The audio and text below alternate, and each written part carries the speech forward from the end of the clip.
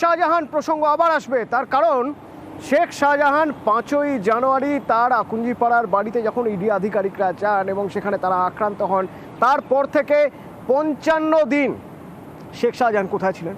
কোথায় ছিল শেখ শাহজাহান? 55 দিন পর তাকে গ্রেপ্তার করা হয়, বসিরহাট থানার লকআপে রাখা হয়, বসিরহাট আদালতের লকআপে তাকে রাখা হয়, কিন্তু মাঝের এই 55 দিন মিসিং লিঙ্ক, এই মিসিং লিঙ্ক খুঁজতে চাইছেন তদন্তকারীরা এবং জেরা একের পর এক চাঞ্চল্যকর তথ্য উঠে আসছে। যে তথ্য বলছে অনেক সময় অনেক অভিযোগ উঠেছে এলাকা ছেড়ে পালিয়ে গিয়েছেন, বাংলাদেশ চলে গিয়েছেন, কিন্তু না, তদন্তে উঠে আসছে, জেরা করে উঠে আসছে ওই আকুঞ্জিপাড়া সংলগ্ন এলাকাতেই 55 দিন শেখ শাহজাহান ছিল।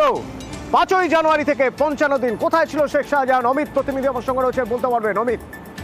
একেবারে 5 জানুয়ারি এবং পরবর্তী সময় সন্দেশখালী যখন উত্তপ্ত হয়ে ওঠে বা রণক্ষেত্র হয়ে ওঠে, এই সময়গুলোতে এই দিনগুলোতে কিন্তু শেখ শাহজাহান তার বাড়ির আশেপাশের এলাকাতেই গা ঢাকা দিয়েছিল। এই তথ্য কিন্তু উঠে এসছে সিবিআই আধিকারিকদের হাতে।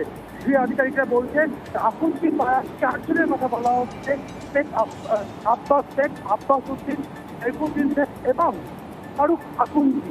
4 জনের নাম ইতিমধ্যে উঠে এসেছে এবং তার মধ্যে ফারুক আকুঞ্জিকে গ্রেপ্তার করা হয়েছে। এই 4 জনের বাড়িতেই অল্টারনেটিভ অর্থাৎ এক একজনের বাড়িতে 2-3 দিন করে এইভাবেই কিন্তু গা ঢাকা দিয়েছিলেন শেখ শাহজাহান। এই তথ্য উঠে এসছে।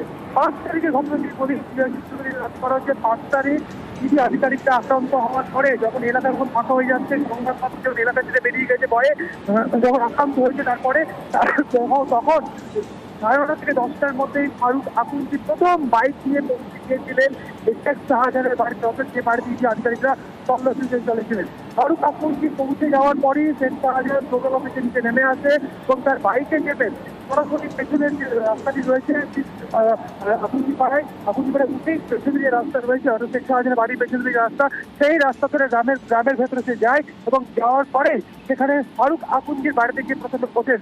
এরপরই শেখ শাহজাহানের 2 ভাই সিরাজ এবং আলমগীর, তার দাদা শেখ শাহজাহানের পরিবারকে সেখান থেকে সন্তর্পণে বার করে নিয়ে এসে ফারুক আকুঞ্জির বাড়িতে গিয়ে তোলেন।